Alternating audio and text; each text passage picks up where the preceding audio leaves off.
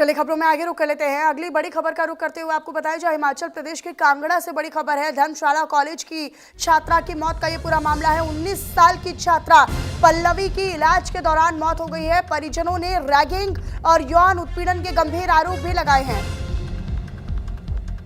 तो ये बड़ी जानकारी अब तक हम साझा कर रहे हैं। 19 साल की छात्रा की इलाज के दौरान मौत हुई है। 3 छात्राओं पर रैगिंग और मारपीट के आरोप है। कॉलेज प्रोफेसर पर छात्रा से छेड़छाड़ के आरोप लगे हैं। कॉलेज की 3 छात्राओं पर और प्रोफेसर पर एफआईआर दर्ज भी हुई है। छात्रा के पिता के बयान पर अब पुलिस ने एफआईआर दर्ज की है। तो बीएनएस की धारा और एंटी रैगिंग कानून के तहत केस दर्ज कर लिया गया है। ये बड़ी खबर हम आप तक साझा करें। हिमाचल के कांगड़ा से बड़ी खबर है। रैगिंग ने 19 साल की छात्रा की जिंदगी छीन ली है। धर्मशाला के का ये पूरा मामला है। धर्मशाला कॉलेज में दरअसल वो पढ़ाई कर रही थी और जो छात्रा के पिता है उनका ये कहना है कि रैगिंग, 3 छात्राओं पर रैगिंग और साथ ही साथ एक प्रोफेसर पर छेड़खानी के आरोप लगाए गए हैं।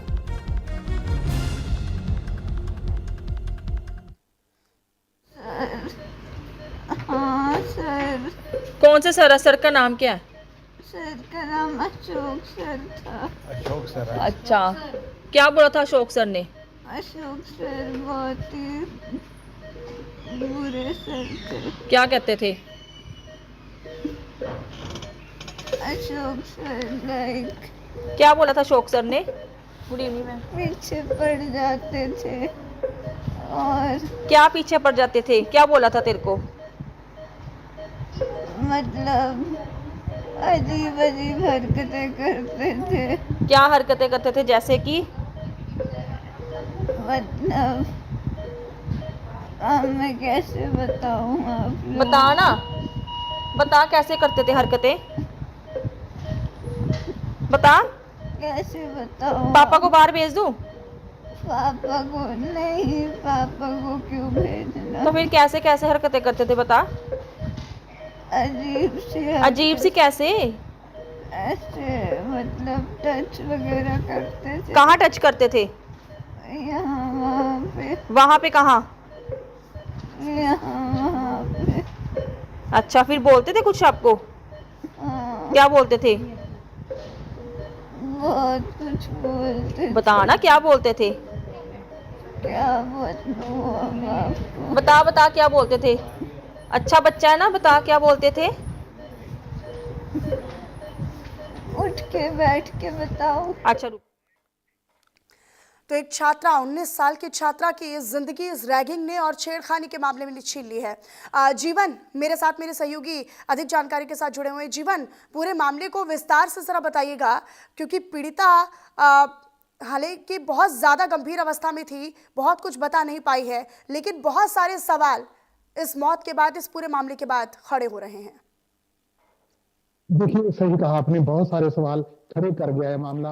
एक लड़की जो अनुसूचित जाति से संबंध रखती थी, 19 साल की पल्लवी, और सेकेंड ईयर की स्टूडेंट थी डिग्री कॉलेज धर्मशाला की। कहा यह जा रहा है, जो उनके रिश्तेदार हैं वो कह रहे हैं कि 3 माह पूर्व से इस लड़की ने बोलना कम कर दिया था और मायूस रहती थी, गंभीर रहती थी और किसी से कोई बात नहीं करती थी। स्कूल जाती थी, अपने कॉलेज जाती थी और कॉलेज से घर आती थी। घर में भी उसका व्यवहार बदल गया था 3 महीनों से।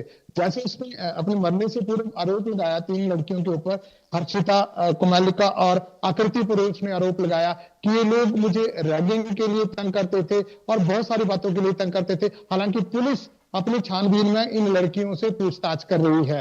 हालांकि इन्होंने टीचर पर जो बैड टच का आरोप है वो भी लगाया है। और जब मौत हुई इनकी, तो मौत से पूर्व एक वीडियो बनाया गया और वीडियो में उसने कहा गया कि बैड टच करते थे टीचर, अक्सर किया करते थे। क्लास के आने और जाने में जो मेरा वक्त गुजरता था, वहां उनकी निगाहें कुछ और ही तरह की रहती थी, ऐसा उन्होंने अपने बयान में कहा है।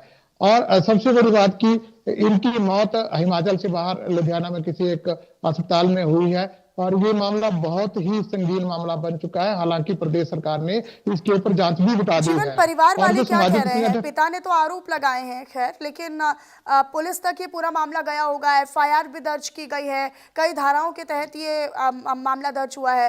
पीड़ितों की अब क्या मांग है परिवार की? देखिए, पीड़ितों समेत पूरी राज्य सरकार और जो विपक्ष है उसकी एक ही मांग है कि ये बहुत ही गंभीर विषय है और इसकी जांच तय से होनी चाहिए। कोई एक लड़की मर जाती है जिसकी पूरी जिंदगी उसके सामने पड़ी थी और वो पढ़ रही थी, और जो हमें पता चल पाया स्कूल कॉलेज के जो छात्र थे उनसे जब हमने पता किया तो ये बहुत ही अच्छी लड़की थी, गंभीर लड़की थी, शरीफ लड़की थी। इस तरह से उन्होंने कहा है कि किसी से ज्यादा इसका उठना बैठना नहीं था, अपने आप में सीमित रहती थी। अब ये जो प्रकरण हुआ है इसने पूरे प्रदेश को हिलाकर रख दिया है। प्रदेश भर में जो सामाजिक संगठन है वो धरना प्रदर्शन कर रहे हैं और न्याय की गुहार लगाई जा रही है। जैसे आपने कहा कि बहुत सारी धाराओं पर 303/2026 इस FIR जो नंबर है वो ये नंबर है, और IPS की धारा 75/115 एंड सेकंड वन इज 3/5 इसमें मामला दर्ज किया गया है। और ये जो पीड़िता है उसके पिता और उनके जो भाई हैं उन्होंने मामला दर्ज करवाया है और उन्होंने जल्दी से जल्दी इस मामले को सुलझाने और न्याय देने की गुहार लगाई है। जी ठीक है जीवन, बहुत शुक्रिया आपका इस तमाम जानकारी को